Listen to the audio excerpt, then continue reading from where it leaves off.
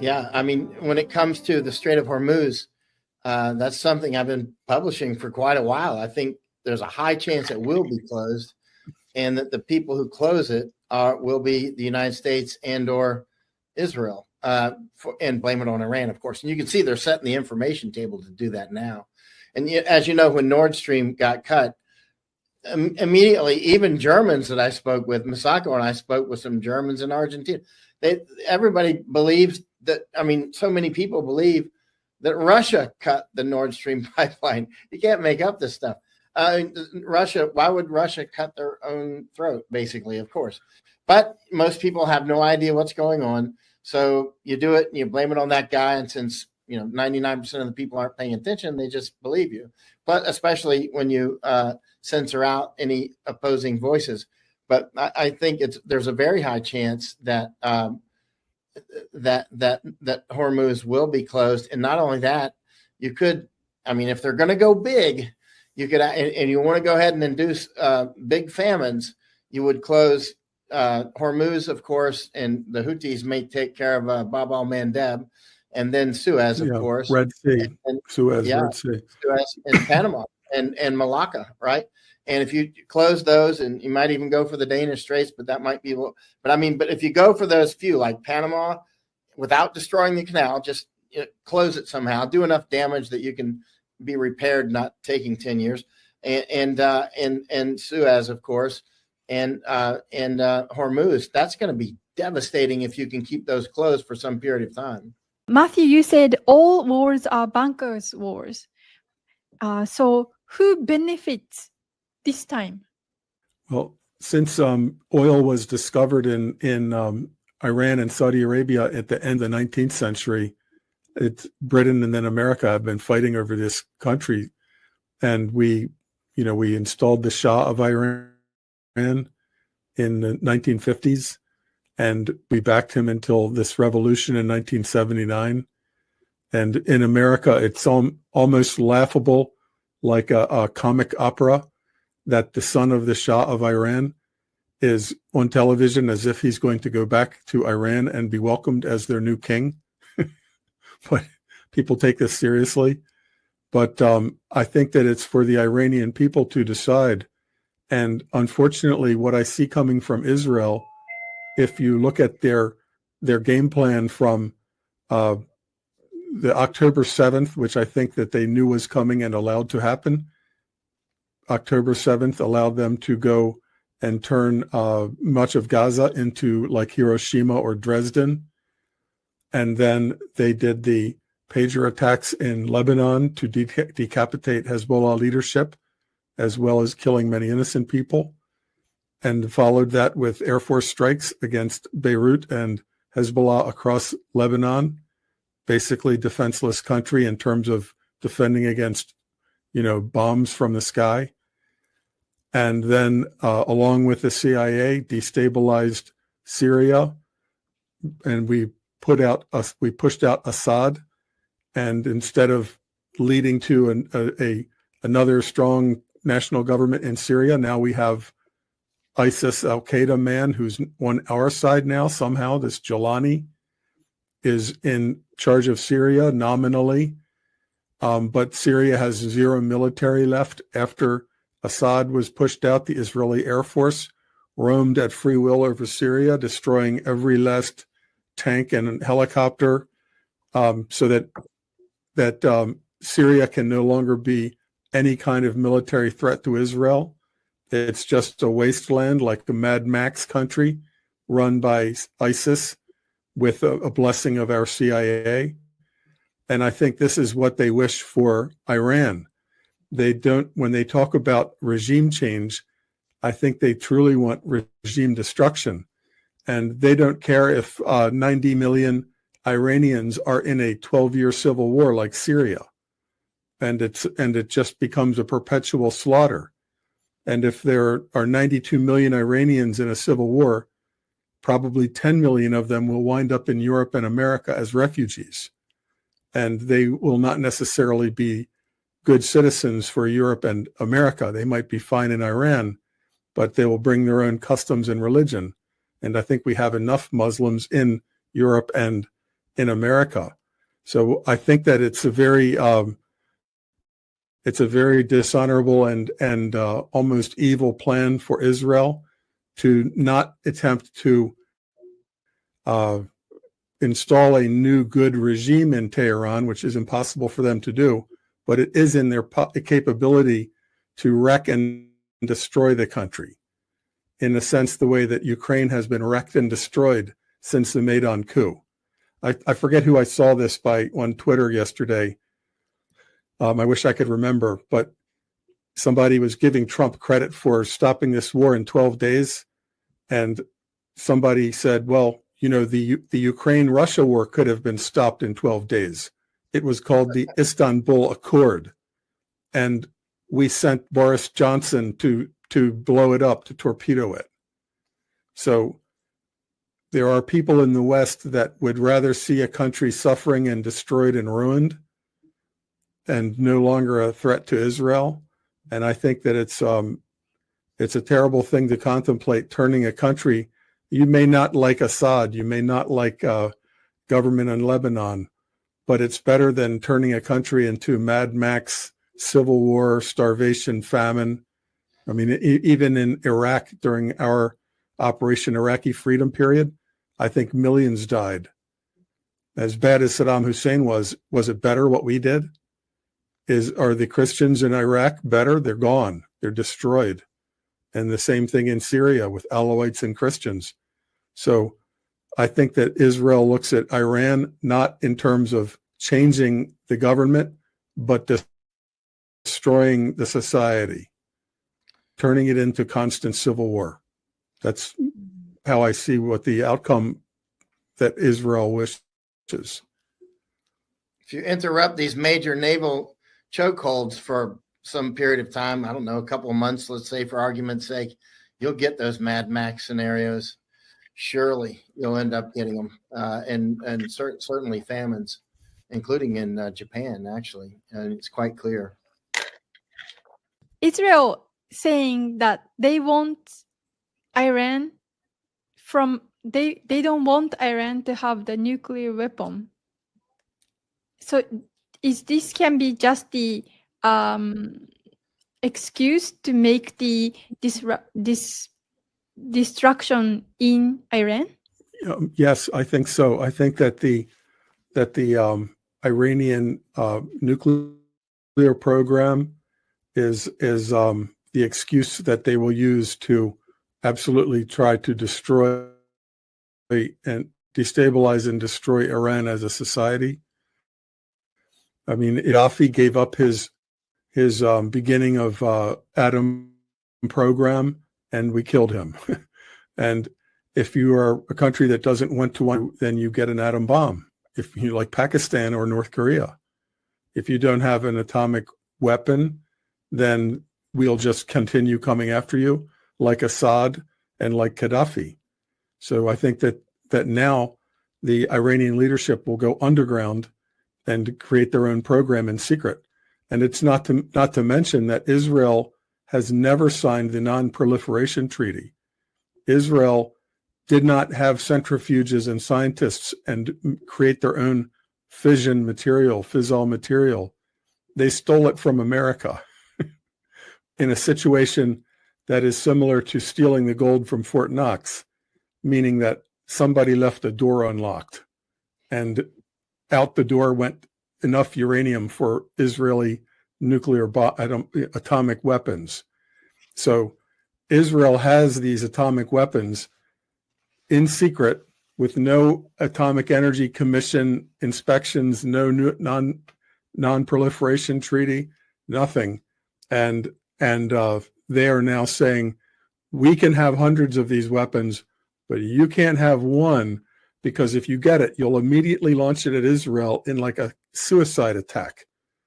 Because if you launched one at Israel, 200 would be coming back at Tehran and annihilate the entire country. So I don't believe that the Iranians are suicidal.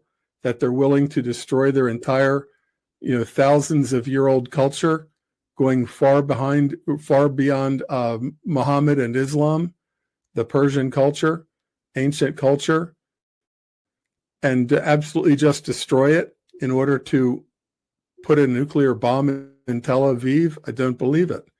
I think that Israel is using this as the excuse to destabilize Iran and turn Iran into a big Syria, a constant civil war which can't even feed itself or produce electricity for itself.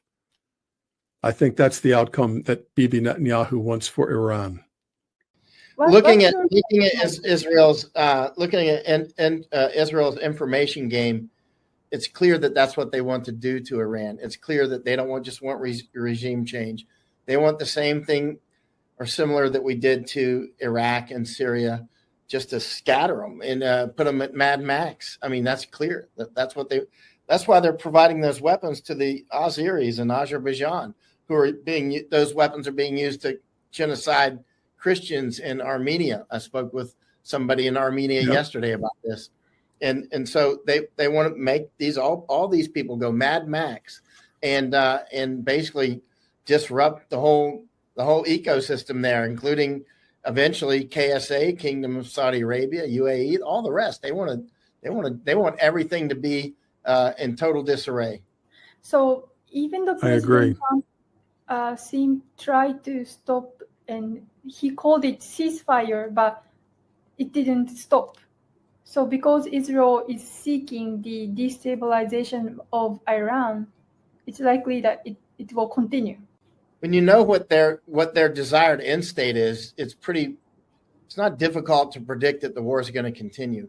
You know what I mean? They're not going to stop. The only reason Israel would stop is if they had some real serious, like they are being badly damaged. Like I was on a call just an hour and a half ago with some interesting people. And one of them was just apparently just talking with friends in Tehran. And he said they are being devastated. It's actually, you see a lot of the devastation that's on the news, but he said that is greatly censored. There's a lot more devastation in Israel than is being made out. You saw that power plant yesterday took one right in the head. I mean, a single hypersonic missile took out a power plant and knocked out a lot of the electricity in part of Israel. Well, a sign of the censorship, a signal for the censorship. Can you hear me? Yep. Now okay. A signal for the censorship is when you see videos and they come out. Okay, a sign of the censorship in Israel is if you see video of the missile destruction, but only after 1 or 2 days, it's because somebody took it on their own phone and then they flew out of Israel. And then they can upload it when they're in Greece or somewhere else. But they can't upload it in Israel. So you don't see the video immediately. You'll see video from 2 days before because somebody had to leave the country to upload the video from their phone. That's how serious the censorship is in Israel. Oh, I see. Israel works hard to censor the United States. Israel is our actual enemy because they're attacking our Constitution, not to mention the USS Liberty. But they attack our Constitution. I mean, anybody that attacks our Constitution is at best not our friend. And Israel wants to destroy our First and Second Amendments. They're very clear about that. I mean, people like Netanyahu, he's been very clear he doesn't like America's Second Amendment. That's none of your business, man. You going back to Israel, right? And Netanyahu, he's not Semitic. He's not even Jewish. The guy is a European. Look, he's whiter than I am. Take a picture of Netanyahu and put him next to me. He's whiter than I am, but he plays the white guy kung fu, like the white guy who's Chinaman in kung fu, because Americans wouldn't accept the Chinese guy beating up cowboys, so they had to have a white guy play a Chinese guy. That's what they've got with Netanyahu. He's a Zionist diaper baby. He was born in a Zionist. Hold on, let me finish. He was born in a Zionist diaper. David Carradine was half Chinese. Yeah, well, I mean, especially in the movie. But Netanyahu is full European. He's not Semitic. He's not even Jewish. His name is Meliakovsky, right? That was his family name, Meliakovsky. So he plays the part of of a brown Jewish guy in the movie, but he's not. There he is. Look, he's whiter than I am, and so, but he's always throwing the anti-Semite thing as if he would know what a Semite is because he bombs them every day. He just killed 80 more in Gaza, according to the reports that are out. Who's whiter, him or me? I mean, he's a white dude, and he's claiming to be like, a camel herder or something. He's just not. It's a lie. There's the kung fu guy, David Carradine, playing the Chinese guy. It's the same thing because they needed him to milk American Zionists to send their money over and support Israel because he looks like the people that go to American churches that will support him, right? That's the bottom line on that. Keep in mind, not all Americans support this, but there he is. He's the white guy playing like he's, came from the desert. He just didn't. He came from Europe. It works. It works. I listen to Bannon War Room. When I listen to Steve Bannon War Room sometimes, one of their biggest advertisers is the American, what's it called? The Federation of Jews, the Council of Christians and Jews. And their commercial that they've been running for years is, we need to save this poor elderly Holocaust survivor in Russia. And it's very sad. Commercial switched immediately to, we have people all over Israel helping defend Israel during this time of their bombardment and, missile attack. And now that the 12-day war is over, they're going to have to go back to saving the elderly Holocaust survivor in Russia who only gets to eat 1 carrot every week. They've been running the American, what is it called? The American something of Christians and Jews. But it's a big advertiser on Fox News and also even on Bannon War Room, which is so ironic how they switched during the war to no mention that who started this war, that it's just Israel's unpack. We need to send money to save the Israelis. So you're talking about the war is likely to continue because that's what they aim for. That's what they want. So, I mean, if the paradigm is, you and I, we went to BASF twice before Nord Stream was interrupted or, destroyed because we thought something would happen to Nord Stream, and it did, right? And same with Groningen gas field in Netherlands and so many more, the screw worms down in Panama, the Darien Gap suddenly becoming a huge gushing invasion route, all these things that we predicted in advance without much actual evidence at that time, other than we know what they're up to and we know what we would do if we were going to do what they're up to, right? Like come to the Darien Gap, release the screw worms, destroy Nord Stream or turn it off somehow, Groningen gas field, right? And so we have a strong idea of what they're up to. And in that regard, I think the war will continue. That's a very, very high chance.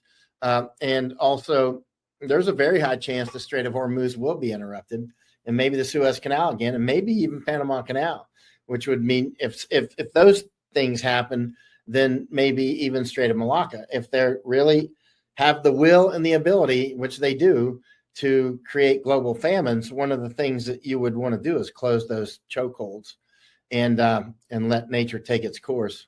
Yes, as a Japanese, I think many Japanese, including myself, we want to know that if they close the Strait of Hormuz or not.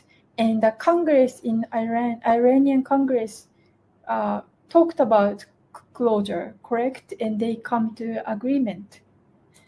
Well, that's okay. Where did we get that from? And I've asked people, okay, that's a talking point now that Iran decided to close Strait of Hormuz. Now, why would they do that publicly? And why would they, you know what I'm saying? And if it's a dictatorship, why would the parliament be discussing it if it's a dictatorship, right? These things are non sequitur, right? And again, Iran has no reason at all on planet Earth to close Strait of Hormuz while they still have ships coming and going through it, right? They just don't. And China certainly doesn't want to close. Japan doesn't want to close. Europeans don't want to close. Certainly Saudi Arabia, UAE, Iraq, Kuwait, Bahrain, none of those guys want to close, right? I mean, it would be devastating to all of them. And so I think what we may see is a false flag. Something may happen, and we end up with a closure of the Strait of Hormuz, and it'll get blamed on Iran, and that'll give more casus belli to attack Iran.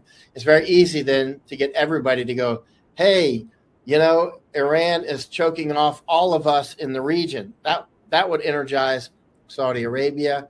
That would energize Kuwait, every player in the region to put in whatever they have behind it to open the Strait of Hormuz, right? Which would mean the United States and Israel would sell that as in you need to attack Iran, right? That's how it would be sold. That's why I'm saying I see a very strong reason why this could happen. Many reasons, many. One is for those who want global famines, that'd be a very good move to make if that's the evil that you want to bring. If you want to destroy Iran, you would close it and blame it on Iran, and then all the neighbors would hate their guts, the ones that don't see through it, right?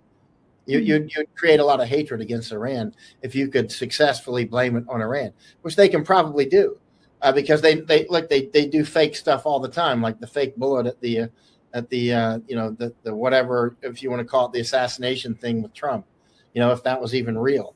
I mean, the bullet itself, obviously something was wrong. They do this all the time. The whole giant Hollywood sets, the whole Truman Show is quite real.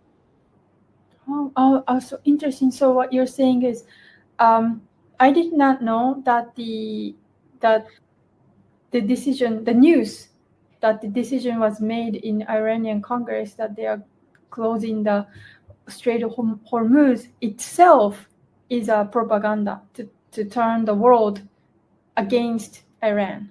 It could be, because I keep asking people, like, where did they really say this? I mean, we see too many lies, too many just in your face, massive lies. Like October 7th was clearly sponsored and allowed by Israel, clearly. And Hamas were useful idiots in doing the attack, right? And they did. And now that was casus belli. So we're talking about people that they don't stop at anything. And they're not going to stop. Why would they stop now? Both sides are locked in. The horns are locked. Iran obviously sees blood in the water. Israel's Iron Dome is not working, right, to any level that is defending Israel at this point. Other people are smelling blood in the water as well. Remember how wars go. Wars grow. They grow in very unpredictable ways, and they last longer than you expect. And the winners and losers often are extremely difficult to predict. And so, you know, there's all kinds of tides of war can occur here. Things that we believe today can totally change tomorrow, right? And so there's just no telling how this actually ultimately plays out. But I do see much peril for Israel specifically, both of them, but in the whole region actually. That more and more people are turning their back on Israel, and people that used to be strong supporters, like me, actually, I used to be a strong supporter of Israel, and there was just a long series of things and events and revelations, you might say, that I saw over time, and I started to go from strong supporter to silent supporter to neutral to, hey, I'm done. We need to break relations. Because, for instance, every time somebody says something that they disagree with about Israel, and you're called anti-Semite, anti-Jew, and I tell you what, if you're trying to create anti-Israel, I can tell you how to get there. Every time somebody disagrees with you, do that. Try to label them with anti-Jew, anti-Semite, anti-whatever, and you will actually make a self-fulfilling prophecy. You'll actually get the door slammed in your face eventually. In the first part of this equation, it goes, oh, no, I'm not that. I have Jewish friends and stuff. That's how it starts. And it goes to, hey, professional victims are predators. They're professional victims. And eventually when people start to realize this is just professional victimhood, and all professional victims are predators. Everybody knows that. And, and eventually you're like, these are predators. And I'm not making any apology. Get out of here. You know what I'm saying? It's like, and it's reached that point, especially when it came to coming after our First Amendment. I mean, Israel, get out of here with you coming after our First Amendment. You know what I'm saying? coming after first? Because in many ways. You cannot talk bad about Israel or Jews. Many ways, and it's enough. I mean, at some point, it becomes that's enough, and shields up, Captain, and it's a no rescue policy after that, you know, and because it's very clear that they're predators towards us, and that's, you know, it becomes a us and them thing at that point, because that's the way you're made to feel. It's you and me. You're making it feel like it's a predatory thing. And because the professional victimhood and always attacking, right? And so when it came to the jab was that was it. I crossed the line. I was done. American citizens had to get the jab to travel to Israel and that sort of thing. And Bibi was a big jab pusher. Israel, not all Israelis, a lot of Israelis, some Israelis, they're still friends, and that sort of. This is not against all Israelis any more than some people that hate what our U.S. government does, which is pretty much nearly every American. But it doesn't mean I hate Americans. I mean, I love America, and otherwise, why? And you love Japan, and I love Japan too. Otherwise, why would we still be fighting for it? But we don't like what our governments do. And it's the same with Israel. But at some point, it's like, I can't keep going along with this. You're doing genocide in Gaza. You think I'm going to stand beside that? Everybody else in the world can see it. You can pretend that it's not happening and it didn't really happen. But we can see what's happening with our own eyes. You also said safe and effective. And a lot of those people that said safe and effective, watch me take the jab, and they're dead. They're actually dead now, right? How many people that tried to force us into the jab are actually dead now? And the same thing with these people that are like, you have to go along with this, you know, or you're anti-Semitic and anti-Jew. And at some point you're like, hey, have fun with that, because eventually I'm not going to be there when these people rush over your border. I'm not going to be there with a life raft. You know what I'm saying? Because you're bringing this on yourself, and you're shutting the exit door, because the people that would want to help you don't want to let you in, because you're just going to come in and keep doing that stuff. You know, I mean, with the constant, you know, I can't say anything, or I'm going to get knocked off of social media or debanked or something. That's just too much. People don't want that. And I'm being crystal clear with love, right? I mean, they know what the problem is. If people still keep doing that, then that's it. This is big boy rules. Thank you very much. And huge thank you to Matthew Bracken, who has already left, but his insight is very valuable. People, please follow Matthew Bracken on X. He constantly puts his very valuable insight with a lot of the memes and maps. It's very educational. And for Michael, please follow everyone, Michael on X, and he has Substack. And as the viewers say, we should do more often for this kind of live stream. I can do backstage supporting too, so people can hear a lot from Michael.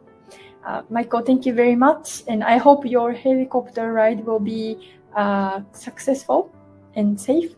And everybody, thank you very much for watching. And for Japanese audience, I will make a digest version and put Japanese subtitle as soon as possible, because the situation can change so quickly. Okay. Thank you. Okay, thank you very much.